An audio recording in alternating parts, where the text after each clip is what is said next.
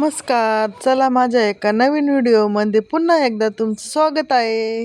बघा आता इथे सकाळ सकाळचं वातावरण आहे. बघा आमच्या गाई कशा इथे मस्त मी व्हिडिओ काढते तर माझ्याकडेच बघू राहिले. सकाळचं वातावरण म्हटलं का खूपच भारी वाटतंय.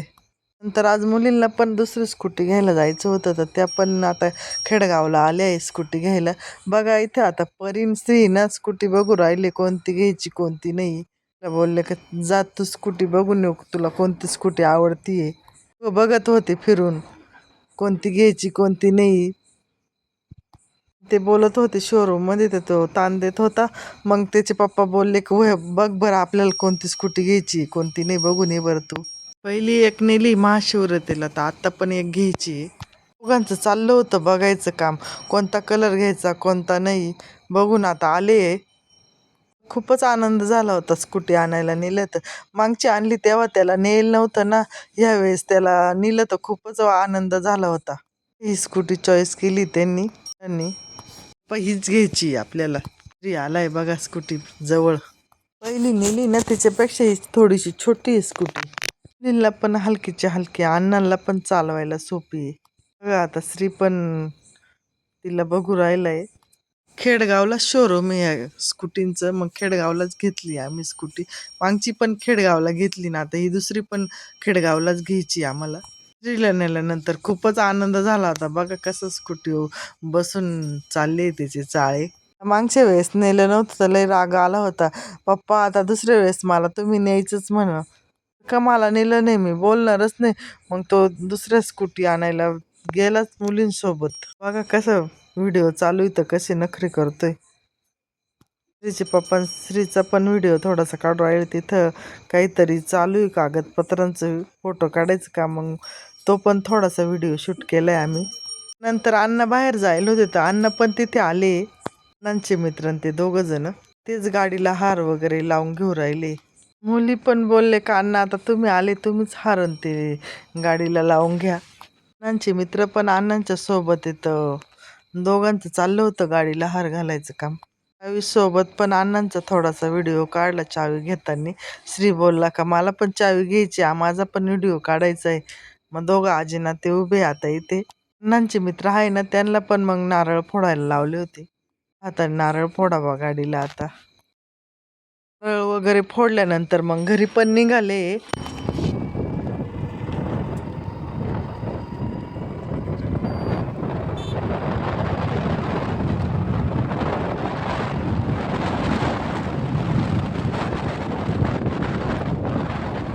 आता एका स्कूटीवर ना परीन तिचे पप्पा बसलेले तर दुसरी आता नवीन स्कूटी घेतली ती अंजू चालवत येऊ राहिली तर श्री बोलला का मला अंजू दिदी मागेच बसायचंय. मग बघा आता तो कसा बसलाय अंजू दिदीला धरून.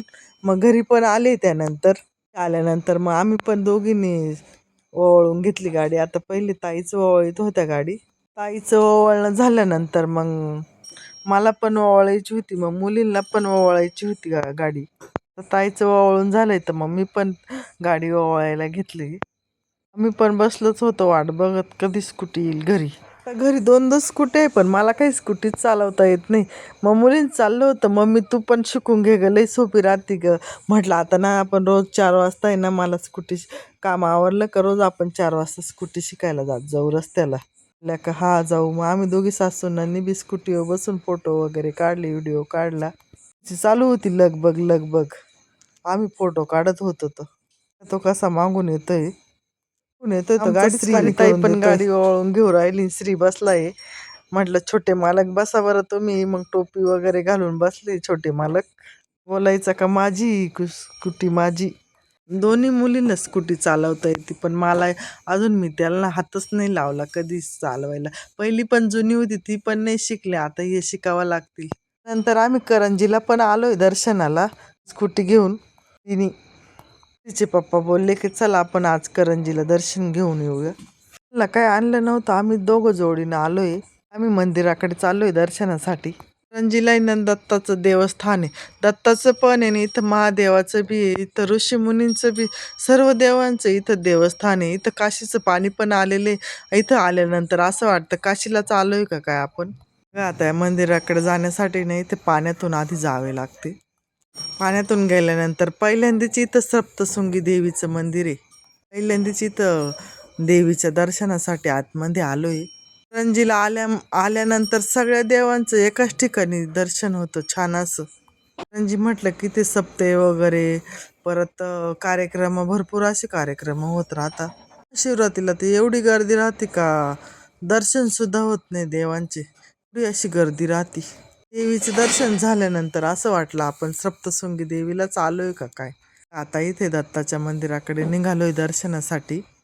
दत्ताच्या मंदिराकडे आलोय पण आहे ना इथे ना मंदिराचं काम चालू होतं. मग काही मंदिरात आतमध्ये दर्शन घेतलं पण लांबून देवाची मूर्ती वगैरे काही दिसली नाही. कारण की नाही इथे ना मागे ना चोरी झाली होती, त्यामुळे काही देवाचं दर्शन पण झालं नाही. चोरी झाली होती ना, दानपेटी चोरीला गेली होती.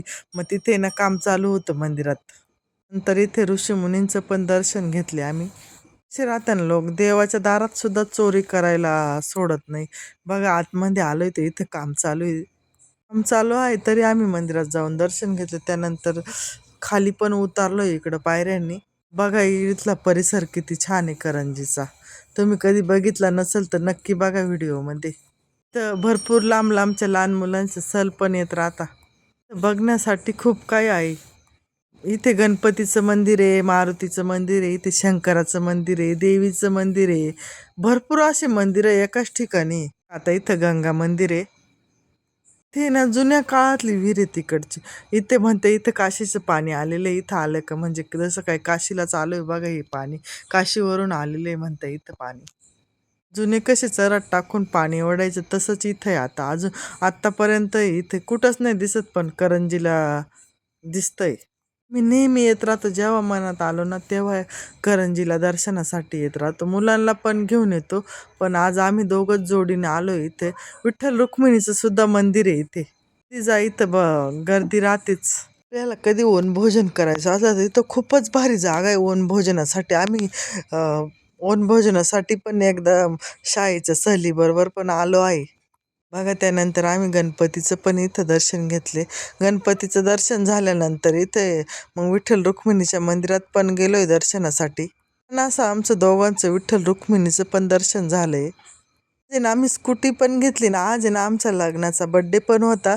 लग्नाचा बड्डे होता तर मग हे म्हणत चाललं आज कुठं नाही जायचं, आपण करंजीलाच जाऊ दर्शनासाठी. आणखीन आम्ही लग्न झालं तेव्हा आहे ना पहिल्यांदा इथं करंजीला आलो होतो दर्शनासाठी. ते बोलले की आज पण आपण जाऊ करंजीला दर्शनासाठी. नंतर बघा महादेवाच्या मंदिरात पण गेलो आम्ही दर्शनासाठी. पण असं दर्शन झालंय आमचं मंदिरात. देवात मंदिरात गेल्यानंतर आम्ही थोड्या वेळ निवांत बसलो. खूप मन असं प्रसन्न वाटलं दर्शन घेऊन. एकदम शांत शांत. थोड्या वेळ बसल्यानंतर माझं चाललं होतं मनातले मनात जप म्हणायचं काम. शिवार शंकर नमामि शंकर शिव शंकर शंभो, ही गिरिजापती भवानी शंकर शिव शंकर शंभो. शिवार शंकर नमामि शंकर शिव शंकर शंभो, हे गिरिजापती भवानी शंकर शिव शंकर शंभो. जप झाल्यानंतर थोड्या वेळ शांत बसलो. नंतर मग श्रीचे पप्पा बोलले की चला आता निघूया घरी, भरपूर वेळ झाला आपल्याला येऊन.